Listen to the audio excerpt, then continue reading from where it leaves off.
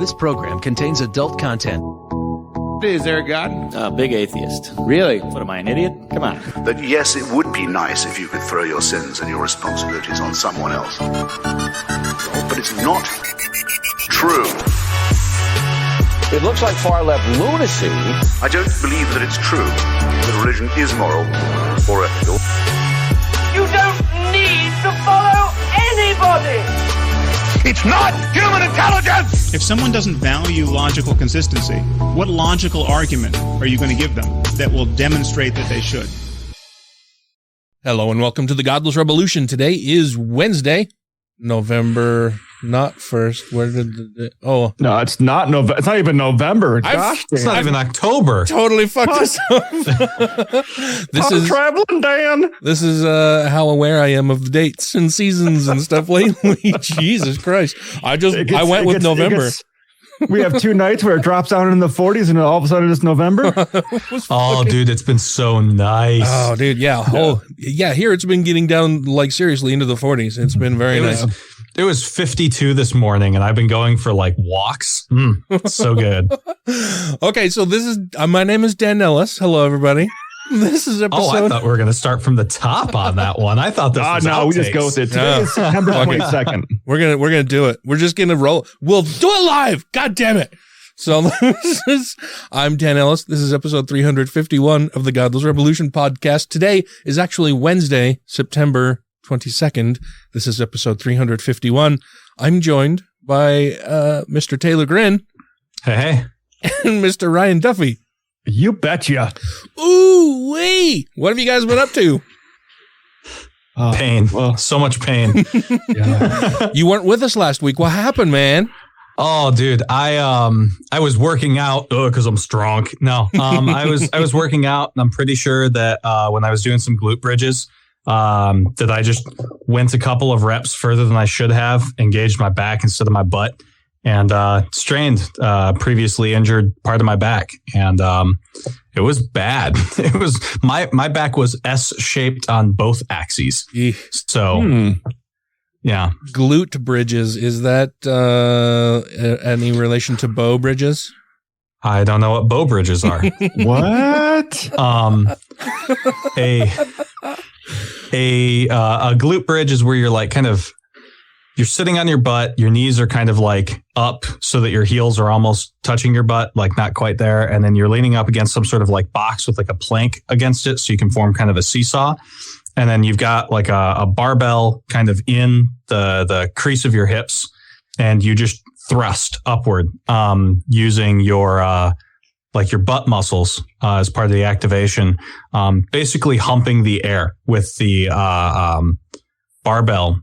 That's providing that weight at that fulcrum, and it's supposed to engage your glute muscles and strengthen them. Mm-hmm. And I was just getting fatigued, and so I think that I kind of wiggled around and engaged my lower back muscles instead, and just hurt things.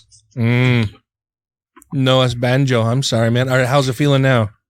A lot better. Honestly, it's the fastest recovery I've ever had. I spent a few days just laying down and then got up moving around as quickly as I could. And I was just trying to do like air squats and walking around and stretching and stuff, and went back to see my personal trainer after a few days and went through like some strengthening and stretching exercises with him. And at this point, like I wouldn't say that I'm at 100%, but like I hit a rowing machine yesterday, which if you had told me, whatever it was 7 years ago when I injured it the first time, that I'd be able to get on a rowing machine a week after a strain, I would have asked if you were selling bridges too. So, yeah. Well, I'm glad it's feeling better, man. That pain is the worst. Like it really fucking sucks. Yeah. No, and I appreciate you guys last week. I heard you talking about it. I actually listened to the episode. Because you weren't on it. Yeah, exactly. I was like, oh, well, I don't know what they're going to say. And what about you, Mr. Duffy? What have you been up to? Well, I had to go back to fucking work. Oh, no. That's no fun. But I ended up selling the one chessboard before even putting it up for sale that I made. Then I had someone else call and say, hey, is that chessboard for sale? And I said, yeah, but it already sold. Mm-hmm. And like, well, would you be able to make me one? Mm-hmm. So I'm building another chessboard right now. Oh, nice. Nice. Congrats. Yeah. always good to have your sales set out ahead of even production. That's nice. Yeah. And I mean, most of the stuff I do is made for you. So this other chessboard he wanted it monikered, so it'll have his initials on it. Oh, nice. So yeah, that's pretty cool. Yeah, that chessboard looked really awesome. Yeah, it came out well. I still don't have any plans on making the pieces anytime soon because fuck that work. Well, good. I've just been working a lot, always, all the times, and I'm getting fried again. Our person who took over a lot of my duties one of the jobs that I was doing, her computer died on her, so she's getting that replaced, and it's been a week now that she hasn't even been online because she has no computer. So I've been doing her job, my job, and last week was covering for somebody else that does very similar things. So I was doing the work of 3 people, well, more than 3 people last week. This week it's just a little more than 2 people, but I'm, still falling further and further behind, and I really fucking hate it. It sucks. My one respite is being able to golf every now and then. So I've been doing that. I got this really fucking cool new golf cart. It's an electric golf cart. Yeah, it vibrates. Dude, it's so fucking badass. It's my MGI Navigator golf cart. It has a remote control. It's battery operated. I just put my golf bag on there and my stuff, and then I can control it. It's my little golf course robot, man. It's so fucking cool. You know, my one question for you, does it have a map of the course on it? No. Oh, that'd be cool if you could like GPS to a course map and show you exactly where you are on the course and where the pin is and give you all the measurements. That'd be badass. I've got an app on my phone for that. That makes me think. True. I saw a surveyor going through town, like sometime within the last month, and he was wearing like obviously some sort of like locator kind of device on his waist, and he had this almost Segway looking robot that was just following him around at like a constant distance, right? Like it was always staying about 6 feet away from him, but would never like go further than 6 feet away from him. And like if he would stop, it would stop, and it would just sort of like tail him like a little like kid. And I wonder like where the market is for that with like a little golf bag carrier kind of thing. Oh, dude, They make. So what you're talking about, I think, is actually advertised on Sean Carroll's podcast all the time. Okay. The Mindful podcast or something. I can't remember exactly what it's called. It's fun. It's a fun podcast. I like Sean Carroll a lot. But he advertises and I can't remember the name of the robot, but it just follows you around. And I think it uses Bluetooth technology for that. And they make golf carts that do something similar, but the golf cart that does that just follows you automatically is like at least $1,000 more than what I paid for the thing I paid for. And that was already very pricey. So I couldn't justify to myself spending another $1,000 just to have it automatically follow me. Yeah. Just so you don't have to put your hand on it. Yeah. Yeah. Well, and it's and the remote control is so cool. And the remote that I have provides control over the cart for twice the distance of the one that would follow me or whatever else. So you can like drive the cart to you like remotely with your phone, like a remote control car? It has a remote control on, like the cart itself has a remote control that I use. Yeah. Oh, okay. Yeah. That's pretty cool. I figured it was just like one where you can just like barely like touch it and it just like kinetically follows like, I feel a little forward pressure, so I'm just going to go where you don't really have to do a whole lot. I didn't know you. Oh, yeah. No, dude, I can. I think the range on it is 100 meters. I can just send my cart to like the next hole or way ahead of me, like have it just be waiting there with my cold beer. That's going to trip up one of the old timey golfers there. They're like, that cart's possessed. I feel like someday we're going to see one of those guys with like the Boston Dynamics, like spot robots just following him around like a little like 100%. Golf burro. Oh, for sure. Just sidling along, holding some beers and golf clubs. Mm-hmm. Oh yeah, I'm sure that's going to happen. Oh yeah, and golf will be one of the first places that it shows up because people who play golf, disposable income, usually have a fair amount of disposable income because it's not an inexpensive hobby. Yeah, or you'll have a golf course that can afford to like rent them out. Oh, yeah. That would be a good idea too. Yeah, rather than having a big driving golf cart, you would just rent a robot that would carry your stuff around. You just walk and the robot will follow you. Oh, that'd be awesome. Be stocking the shelves in the grocery stores. Mm-hmm. Well, and I've seen other things that they've got available that you can't use them on every golf course, but they're like longboards almost, battery operated longboards that you can strap your golf bag to and then just ride those around on the golf course. Those are kind of fun. When I was in Qatar, there were certain public spaces that would have these little security robots, and like, don't at me, I don't like Doctor Who, but it looked like those evil Doctor Who robots. I think they're called Daleks. Like it was just, it was like a little, kind of trash can looking thing with a dome top, and it would just patrol around and had like some cameras on it. And you knew that like if that thing was there and if something was going down, there would be cops at that location in like less than a minute. And it just kind of functioned as like an additional sensor. Don't litter. Yeah. Yeah, pretty much. They take that shit seriously. I'm part of a running and drinking club called the Hash House Harriers. And astoundingly, they have a chapter in Doha, Qatar. And so I went on a couple of runs with them while I was out there. And like, you better believe real fast you would get some local security forces asking you like, why are you guys just running through here? Well, we've got here for fun. We've got a very interesting episode lined up. Why don't you tell us what we're going to be doing tonight, Taylor? One of the patrons of the show, Ted Sellon, and I have been talking back and forth a lot, kind of like in the background about how to better argue with people and how to be persuasive in those arguments. And really getting down to like arguing by way of yelling at people or arguing by way of, positing two opposing positions and trying to come to a resolution between them. And I've been meaning to talk about that for a while on the show, and I still haven't constructed like the sort of like overarching omnibus that I want to, but I feel like I've gotten to the point where I really need to start talking about it. So I slapped something together, and so we're going to be introducing that today, and there will be follow-up episodes on that idea someday in the future. I'm not promising when, but yeah, it's about time that I cover what you do once you've recognized that the Sark quote is a thing. Yeah. Well, cool. I'm looking forward to it. We'll get into that more when we get back from this little break.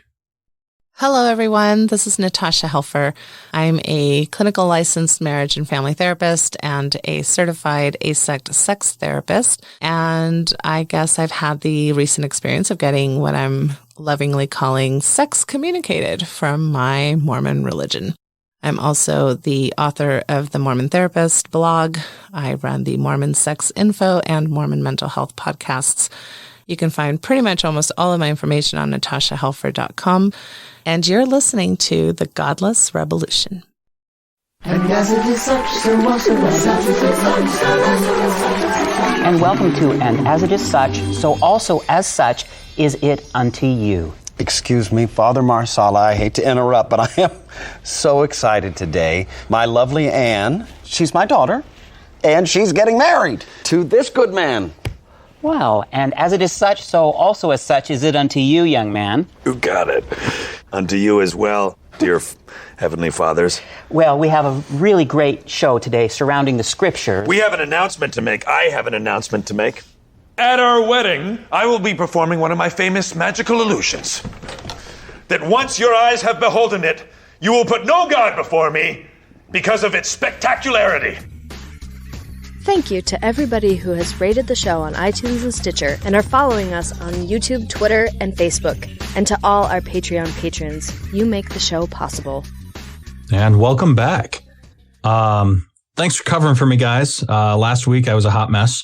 I did hear you use the Sark quote on Ryan last week, Dan. So as far as I'm concerned, like, my work is done. Thanks for having me on for these last few months. Feel like you guys have got it. So I don't, I'm good. No, I have to say something that eggs on the Sark quote every week now. I mean, it's just been like a training process to see like, okay, can we convince people that the Republicans are arguing in bad faith? All right, solid. Moving on to the next podcast. Like, oh yeah, they're terrible. So this is something that's been bothering me, like not just for the last few months, but for like the last several years / my entire adult life. I have a bachelor's degree in communication. When I was in high school, I was a national competitor and a state champion at speech and debate. Sorry for patting myself on the back for fucking high school shit. I know. But what I'm trying to say is that like I have always been trying to figure out how people talk to each other. Like what is the thinking process that gets involved in how people believe things, how people are convinced of things. That has been my like main line in school. To go into a story, I transferred to Dixie State University when the economy crashed in 2009 because I couldn't afford to keep going to Southern Utah University. I'd already completed all of a psych degree minus 15 credits worth of electives, but DSU didn't have a psych degree program, so I pivoted to communication. There was a class offered during the summer semester called Persuasion, and it was a senior level course that required the junior level communication theory course as a prerequisite.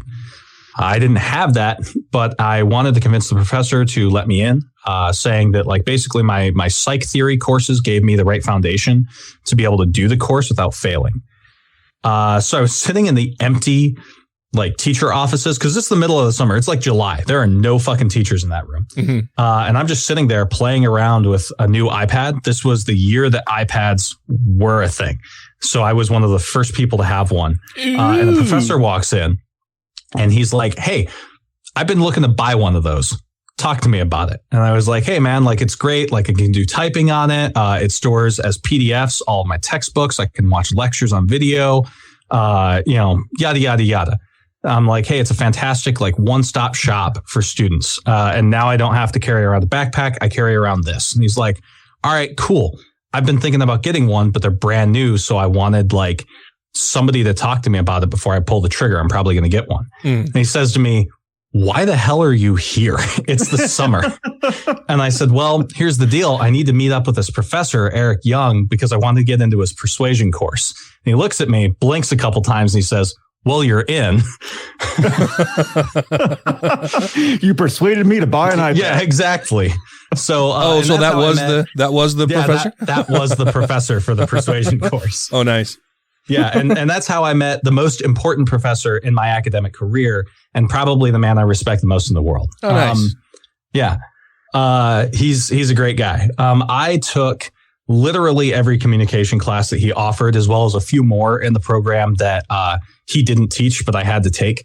And I have taken like literally dozens of credits on communication by way of persuading and understanding how people work in groups, the whole gamut, right? So, well, it's interesting to me just because I'm like the centerpiece in the organization where I communicate between upper management and frontline managers and their tech leads, and I coordinate a bunch of data for our branch. And it's always interesting to me how easily simple communication can get so twisted so quickly because unless you are perfectly clear in your instructions, people can willfully and ignorantly act in a way that goes completely counter to what you're trying to get accomplished. And then they can point to the thing you sent them and go, "Well, this is what you said." And I say, "Well, sure, that's what somebody told me to send you. I should have realized that wasn't entirely clear and fixed it so you wouldn't purposely fuck it up." Right. And that kind of legalism is, and see, this is why I'm really glad that I took a whole bunch of psychology as well, because one of the things you learn in like child and adolescent development are the stages of moral reasoning. And children will go through this period initially where all of their morality is based on what do their parents or other adults in their life tell them to do, right? And that's just exactly what they're told to do. They do that. And later on, they develop to the stage of rules-based morality. And at that point, they're legalistic as like, a fairy queen. You know, if you tell them, well, you're not allowed to walk on like the white kitchen towel, they'll hop around on the black kitchen tiles, you know? And then, you know, after that, humans move on to more advanced ways of moral reasoning. But it's really funny to me to see people who don't really fully develop into those further levels of moral reasoning in the professional environment, or, you know, deliberately engage in rules-based morality. Yeah, that shit's funny. Anyway, so frankly, I've been going through a bout of depression and had a back spasm. I've been meaning to do an episode on TPUSA, but I'm not there. So instead, I wanted to put something together that I'm like familiar with, something that's easy for me, but it's also something I realized that like people need to hear. It's the other half of the Sartre quote mentality. Okay. So let's read the Sartre quote one more time. Never believe that anti-Semites are completely unaware of the absurdity of their replies. They know that their remarks are frivolous, open to challenge, but they are amusing themselves, for it is their adversary who is obligated to use words responsibly, since he believes in words. Anti-Semites have the right to play. They even like to play with discourse, for by giving ridiculous reasons, they discredit the seriousness of their interlocutors. They delight in acting in bad faith, since they seek not to persuade by sound argument, but to intimidate and disconcert. If you press them too closely, they will abruptly fall silent, loftily indicating by some phrase that the time for argument is past. I've said this a lot on the show. The reason why I use this quote is because at its core, it speaks to the bad faith that the right operates with. Every single one of us here and listening to the show has experienced it. You're on Facebook or in the office and some anti-vaxxer or red cap starts down a spurious line of reasoning. You engage, but the bullshit asymmetry principle comes into play. And no matter how much data you bring, they can rattle off more bullshit with less effort than you can counter. And in the end, they're unconvinced, you're frustrated, and everyone else sees you as either foolish for engaging in the first place or foolish for being unable to answer every one of that guy's spurious arguments. Yeah, my newest thing I hate is, well, I've done my research. You just need to do more. Oh, it's like what you did is not research. You're spewing the bullshit someone else said.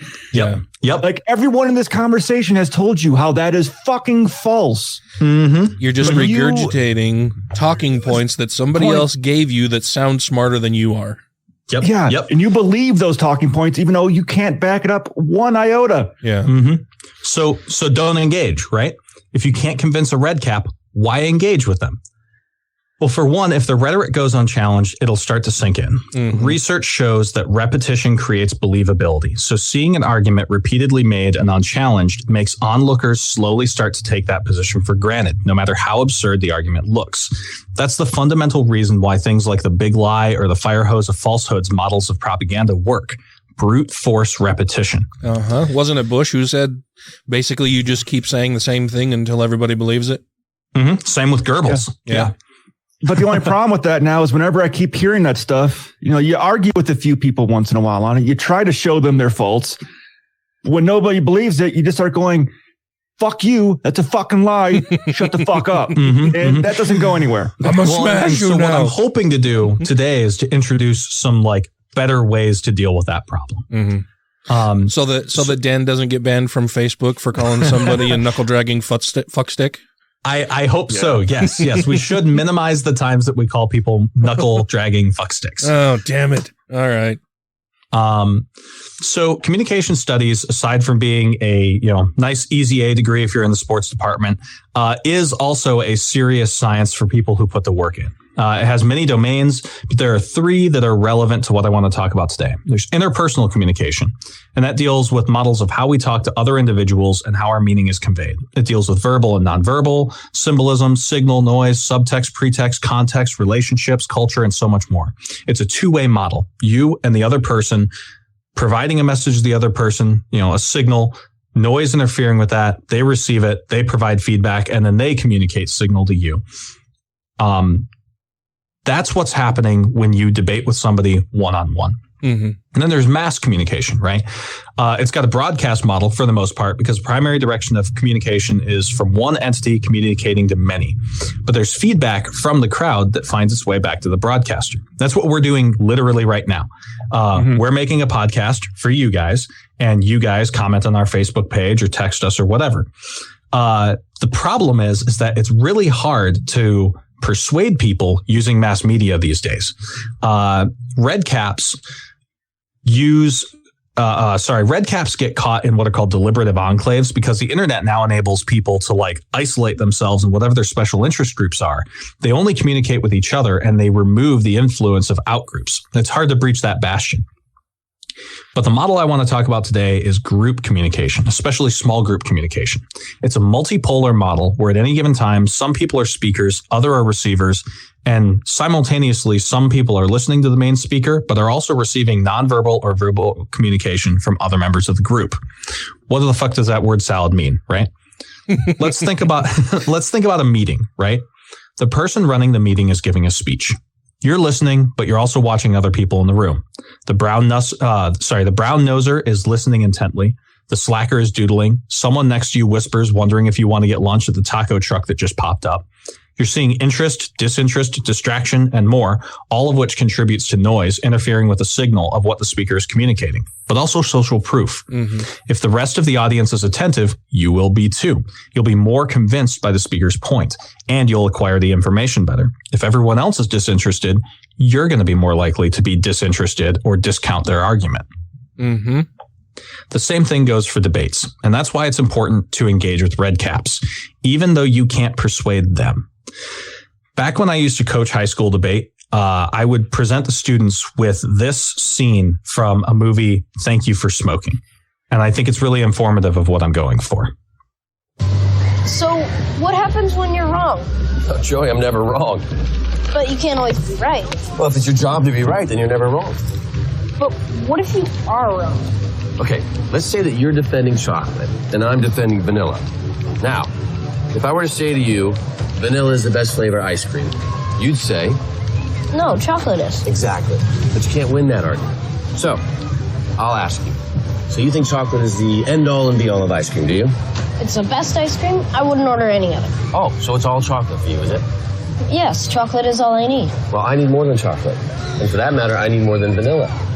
I believe that we need freedom and choice when it comes to our ice cream, and that, Joy Naylor, that is the definition of liberty. But that's not what we're talking about. Ah, but that's what I'm talking about.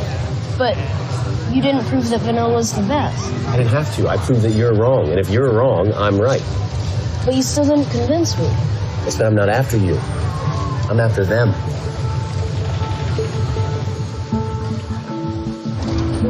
Pointing to the audience. And that part of debate becomes so frustrating. I know the one formal debate that I've done as an atheist activist was with a couple presuppositionalist argumenters. I was there. God. And it's so frustrating because they walk in basically with this principle in mind and say that because God is the person who has given you the tools to even communicate in the first place, that means he exists. And so by default, you lose. That's the stupidest fucking, I get so frustrated by it. Well, all they have to do is prove that you're wrong, and that makes them right. Yeah. Right. Yeah. That's what they're doing. Yep. And that's what red caps are doing, right? That's what anti-vaxxers are doing. All they have to do, when we would do debate, and I'm going off script here, I'll try and do it briefly. When we would do debate, especially stuff like Lincoln Douglas, right? You would make a number of points for your position. Mm-hmm. And typically the judge would list out those points, right, across a board. Mm-hmm. And your opponent would make counterpoints. The opponent would make their own points, and they would try to counter your own points. And part of the scoring system was to see whether or not, if you drew a line from one side of the board to the other over the course of the 4 rounds argued, if there were any points left uncountered by one side or the other by the end of the debate. Mm-hmm. And it's easily gamed in the NFL National Forensics League like debate system, right? There's so much meta that goes into that it almost doesn't resemble actual argumentation anymore. But fundamentally, That's how people think, right? If they see an argument between two people and one person isn't addressing all of the arguments by the other person, they're going to see the person who has the most arguments left unknocked down as the winner. Mm-hmm. Even if those arguments are not even at all tied to the main topic of anything. Like it could, like I could lose a debate by somebody asking me the color of various items around the room because I would fuck it up because I'm colorblind, and it has nothing to do with what we're here to talk about. Right. I'm not after you. I'm after them. Right. Or changing the definition of what you're talking about. Yeah. Yeah. Like, oh, well, this is what I think that is. Well, that's not what that is to everyone else but you. And now you're. Well, and a big part of this seems to be that you need to identify and know your audience, right? Like you have to know the types of people that are going to be in attendance so that you can address not only the person that you're conversing with or having a debate with, but how that audience that's going to be in attendance would best receive any message that you have. And that is critically important when you're going into a debate that you are preparing for. But the like kind of next level shit is being able to adapt to like basically reading your audience the way that a comedian or a musician might, right? When you're performing before an audience that you haven't been able to know in advance, right? And that's something that you have to learn to do is to learn to read the expressions of the people who are watching you while you're debating with someone so that you can adjust your tone and argumentation according to their reactions. And that just takes practice. There's no way to get used to that. But I'm not trying to set up this episode to teach listeners how to be better at like a formal debate where they'll be in front of a formal audience in like seats, right? What I'm hoping to do is to tailor this to the average listener who might get into an argument at work or church. Well, not church, at a picnic, you know, or at family a bar reunion, right? At a, those are the people that I want to teach to. Those are the skills I want to give you because you're going to know how your family is going to react to your being more aggressive or inquisitive, right? In terms of your tone. And at the other side of this break, I'm going to get into the first of some of the skills I'm going to teach towards that end. I'm Bryce Barkenagel. Have you ever wondered if Joseph Smith was drugging the early Mormons? Turns out it might be possible when you have a fantastic congregation that is witnessing angels floating around in the rafters and think that the temple is on fire and they're running out in the snow and writhing around on the ground naked. Yeah, as it turns out, drugs might be the best explanation. Be sure to check out my Sunstone Symposium presentation on the Joseph Smith entheogen theory by punching that into any YouTube browser. And thank you so much for checking that out, and be sure to check out the Naked Mormonism podcast. This is the Godless Rebelution. This is my father, Pastor Terry Veal. Hello. Oh, Pastor. I didn't know. You didn't tell me. I didn't know you didn't. People treat you so differently when they find out you're a man of God. Oh, believe me, I know. Oh, are you a church-going man? I am. Sometimes. Yes, I don't go religiously. I mean, I'm not a nut about it. Because there is no such thing as a nut when it comes to religion, Pastor. I've met a few. I'm sure if you look a little bit closer, you'll find some very earnest people that are just doing their best. What are you doing, Dad? I'm not sure. Why don't you two kids run along and let us get to know each other a little bit better? Thank you. If you have questions, comments, concerns, compliments, corrections, criticisms, or concepts for content, contact the show via email at godlessrebelution@gmail.com, by text or voicemail at 330-81-REBEL, or Twitter the twatter at TGR Podcast. Thank you! All right. Welcome back. So getting right into it, red caps don't want to convince you either. They want to play their game with you. They want to bully you. They want to set you up as a weeble wobble and knock you down and see how many times you'll get back up. They don't care. They don't care that their arguments are spurious. And when you press them too hard, they'll drop an, "I'm just saying, bro," or "everyone has a right to their own opinion," or "you're taking this too seriously." Or "it's a joke, man. I'm just telling jokes. What's the problem?" Yeah, do your research. It's my opinion. And then they block you on Facebook. So you're going to look like you have a stick up your ass. You're going to look like you're not tolerant enough. And most importantly, you're going to look like you can't answer all of their arguments. And it looks like they have more good reasons than you. Steve Bannon would say, if you're explaining, you're losing. If you're defending, you're losing. You have to go on the offense always. That walking boil isn't right. But you can't win a Gish Gallop with a red cap because the right has more and tighter propaganda talking points than the left does by default. The truth in any given matter is a single explanation found by consensus by experts. The vaccine reduces hospitalizations for COVID 11-fold. 1 point. The vaccine causes infertility. People still get COVID when they have the vaccine. The vaccine has 5G Bill Gates chips. The vaccine causes autism. The vaccine isn't necessary. I'm healthy. I don't live in fear. I don't need a vaccine. I have autonomy. You can't tell me to take a vaccine. The vaccine was made with aborted fetuses. And so on. And on and on and on. You can't possibly anticipate all of the new and varying bad faith positions you'll encounter when trying to persuade people of the truth. And you absolutely will not convince a red cap. It's not worth trying.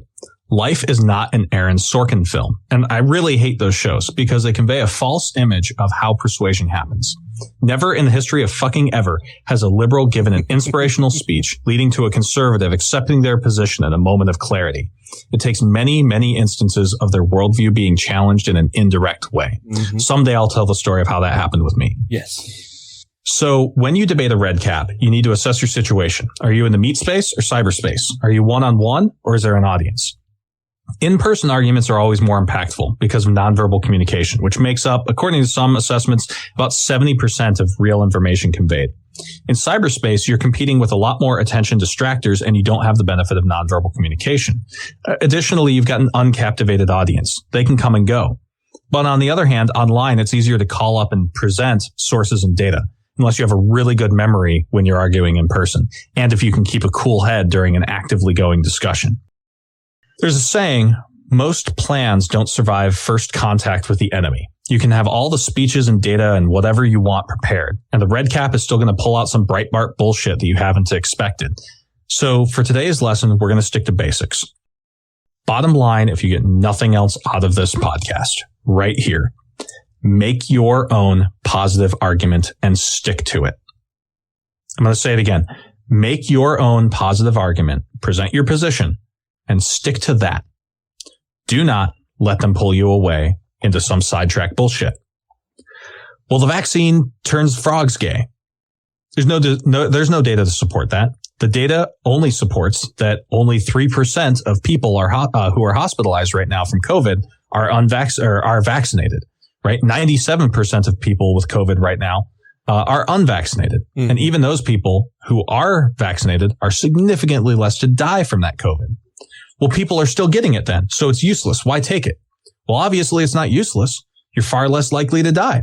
Seatbelts don't stop all car deaths, but they significantly reduce the likelihood of death in an accident. Take the vaccine because even if you do get sick, you'll still be safer. Well, but vaccine injury happens. It's barely a thing, dude. Again, statistics are not what your cousin's mom's brother's girlfriend said. There are 8 cases of adverse effects from the J&J out of the first 8 million shots. The reason was then identified and treatment was enacted for it. 1 in 100 people who get COVID die from it, compared to 1 in 1 million from J&J. And now that side effect is treated. So you're far safer taking the vaccine. Mm-hmm. So this is a common technique that I learned doing car sales. It's called addressing objections. I mean, yes, fair, but like, bills got to be paid. Got to practice that communication skill somehow. Yeah. So it's called addressing objections. You acknowledge the objection, conduct a short, authoritative response negating the objection, and follow up with a call to action. And you need to follow that formula every single time. Address the objection, conduct a authoritative response, follow up with positing your positive position. The thing is, most of the people in the audience, that is, most of the people who are watching you argue with the other person, have seen an exchange like this before. But they're so used to the pro-vaxxer being the one to make the arguments from authority and issuing just so positions. What you need to do is keep a cool head and a consistent stance. What do you mean? What is a just so position? A just so is position is when they assert something as though it's a fact without actually saying that, like without ever justifying that as a fact. So they would say, oh, well, yeah, everyone knows that the Chinese like developed the Wuhan flu, and they just continue on as though that's like real, right? Or like Trump does. Mm-hmm. Yeah. Well, and I've seen somebody recently make a similar assertion that they basically just said, well, most people know that it was made in a lab and escaped from a lab in Wuhan, that this was intentionally made and just escaped. And it's like, no, dude, most people don't agree with that. You're listening, probably most of the people that you're fucking listening to because you listen to shitty, stupid people, but that's not the majority of scientists or virologists or epidemiologists who are studying this. That's not what they say.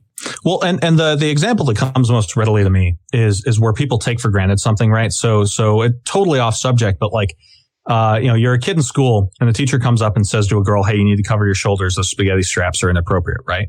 Which presumes that shoulders are sexual objects, which presumes that sexuality is bad, which presumes that kids shouldn't be attracted to people of their own age group, right? Which presumes that having feelings of sexuality are a bad thing in the first place, and then presumes that even though that may or may not exist amongst the kids, that's not the responsibility of the person who is being attracted needs to keep that in check and continue about their schoolwork, right? There's a whole chain of presumptions that all come from one corrupted just so position, which is sexuality is bad. And so we need to adjust this person's behavior rather than, it's fine.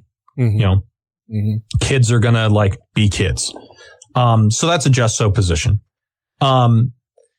So when you're presenting to an audience that is used to seeing the like anti-vaxxer, sorry, let me back up. Normally when an audience sees a pro-vaxxer, they're used to that pro-vaxxer arguing from a position of authority. You should take this vaccine because Fauci says so, or the CDC says so, right? And that appeal is not going to work to everyone. You need to have a cool head and a consistent stance. You need to not look like you're whining or begging your opponent to do the right thing. In the case of vaccines, you need to adopt a position that presumes that the vaccines are the right thing to do and make your opponent look silly for not doing it. In sales, we call it assuming the sale. You need to position yourself so that they have to argue against your position so that they're on the defensive. And remember, you don't have to convince your opponent. You have to convince the group looking at you. The moment that the anti-vaxxer starts to get mad, you've won. You beat them at their own game. Find a way to now disengage, right? Graciously accept the win, move on to something else, talk about football. You've convinced the audience and you want to quit before you're mud wrestling and make yourself look bad. So there's two argumentative techniques that I think are useful guidelines in doing this. Two of them I've talked to Ted, our Patreon patron, that I recently are the Socratic method and what I call arguing beside. So the Socratic method is going to be familiar to some of our listeners, but I'm going to readdress it in case you haven't heard of it, or haven't had it explained. What you do is you ask questions of your opponent, seeking to expose inconsistencies in their data, argument, morals, or all of the above. What you're looking to do is basically ask why like a kid until they can't give you a good answer. This method is really effective when you yourself have a good handle on the data of the subject matter and have good experience in controlling your responses and adding leading questions. But it can backfire on you if you have an experienced or particularly crazy opponent who can reply in ways that will derail you. You find this a lot, Dan, in arguments with presuppositionalists because they have myriad ways of answering one of your questions with a complex argumentation that boils down to because God made things that way. Don't use the Socratic method with presuppositionalists. Or they just straight up make bold-faced lies. Yeah, absolutely. Be really familiar with pointing out when an opponent is taking information for granted. Why do you believe the earth is flat? Well, because the seas are level. Well, yeah, but I can balance a small level on a basketball. And with a large enough surface area and a small enough level, it's going to look flat.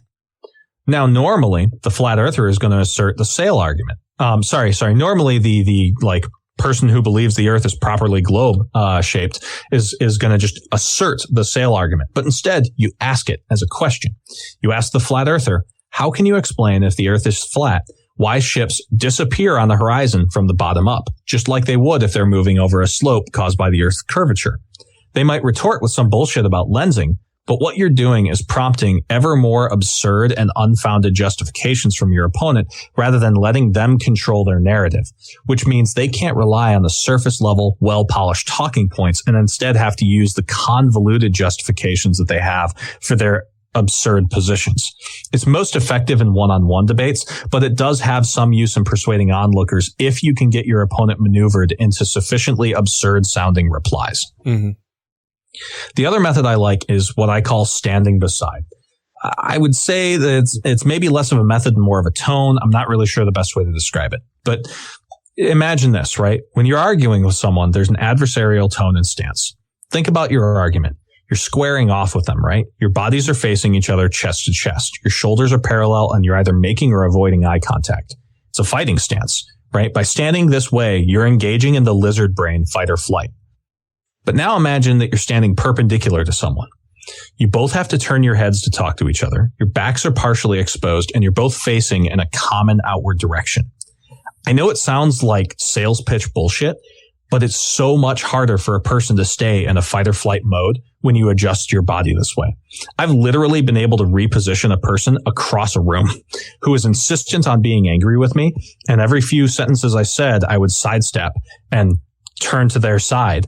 Or canter my body off to the side, and they would try to readjust to face off at me directly. And we moved across the room. Furthermore, he couldn't continually escalate because in the background of his mind, he was trying to stay facing me the way that he wanted to face me, and he got flustered. Right? So now I'm not trying to teach you how to like Donald Trump yank arm shake somebody in the middle of a debate, right? It's not about dancing around like an idiot.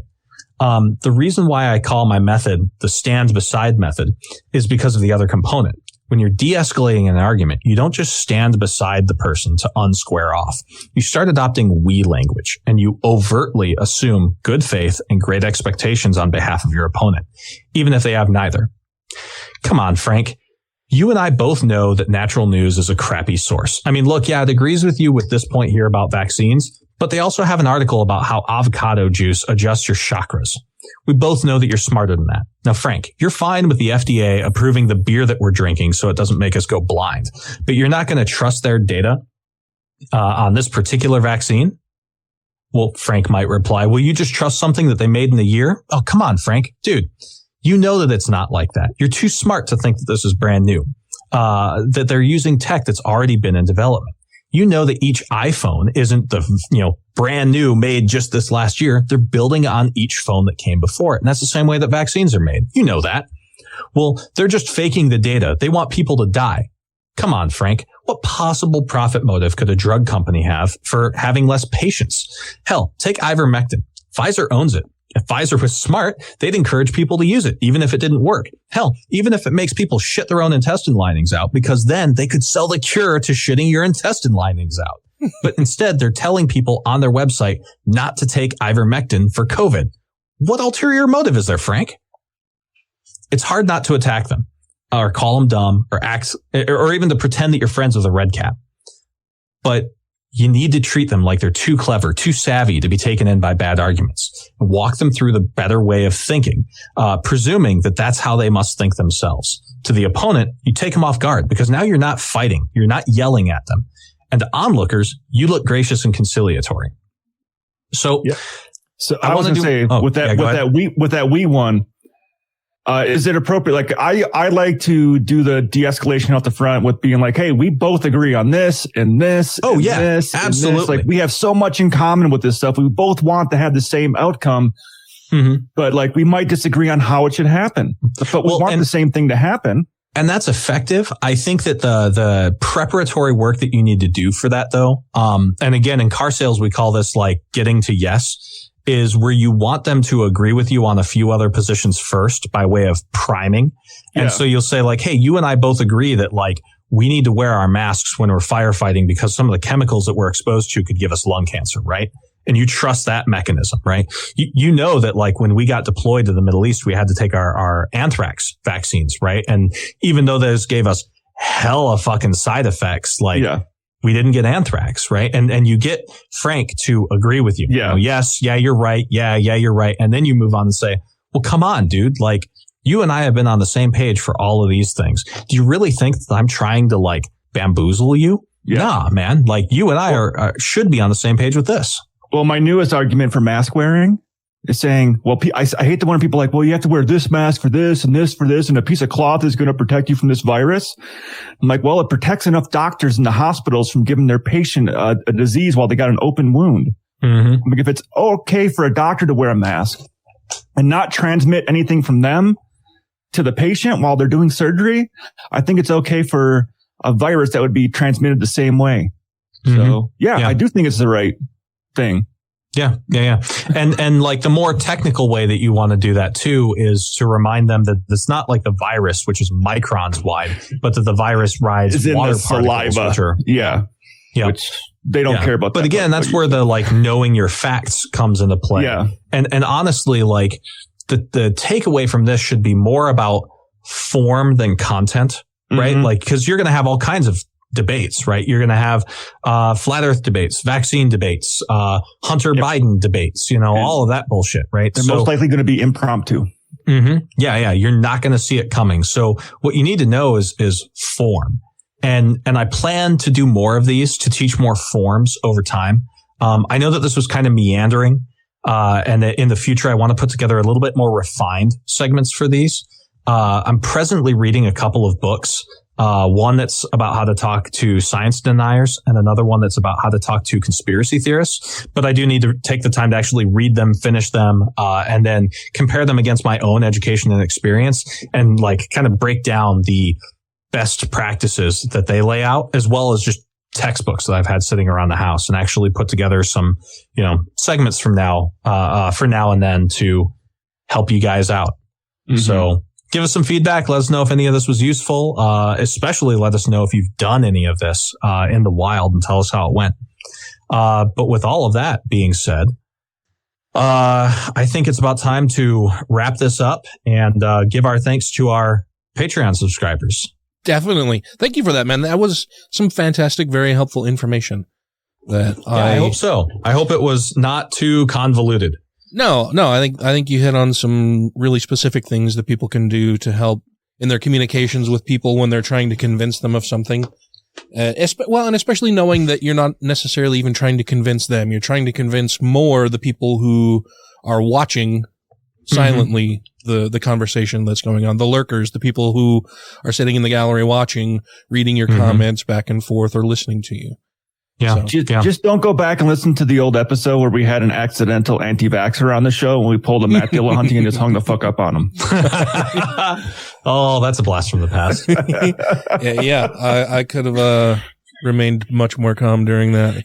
But I'll wrap things up for the show. Before we go, I want to make sure that we do thank our Patreon supporters. That would be Two Skeptical Chaps, Alan Firth, Don't Be a Richard, Hunter Grin, John McCullough, Ollie Olson, Sinead Duffy, Steve Kuno, Stephen Andrus, Tiffany Hudson, Vanessa, Corey Ebert, Jeff Peterson, Jeremy Goodson, Matthew Sanders, Megan Mitchell, the guy that asks questions before he finishes the show, Alex Jones, Gay Frog Brigade, Utah Outcasts, Wesley Aaron, Freethinker 215, Janet Uter, Purple Dragon, Sarah Segovia, Savita Kuna, Theodore Sellon, Tim Jacobson, Trisha Weir, Noble Spirit and Biggins the Smallest Man, a perfectly cromulent statement, and James. Thank you so much. I saw you laughing there, Dan. I'm giggling because we didn't even set out an order this week. I did it to myself this week. I've finally been going back and listening to episodes from like June. I'm so far behind on our own show because it's like I record it, and I already heard it. I was at some of the earlier ones where Ryan, you were still fucking it up, and I had a good laugh. I fuck up words. Well, thank you guys very much. Thanks for putting this together, Taylor. Thank you both for joining me for this tonight. Thank you, dear listener, for listening. If you would like to become a Patreon supporter, you can do so easily by going to patreon.com/GodlessRebelution, where you can contribute as little as $1 per episode. And then you get bonus episodes, early releases of episodes, extended outtakes, clips from the cutting room floor, all kinds of stuff like that. And it helps us keep the show going. So we really appreciate it. That's it for me. I have to go back to work now. Yeah, That sucks. I'm sorry. Yeah, I'm going to go play with wood glue. You can't sniff. It doesn't have an odor. I can really go to sleep.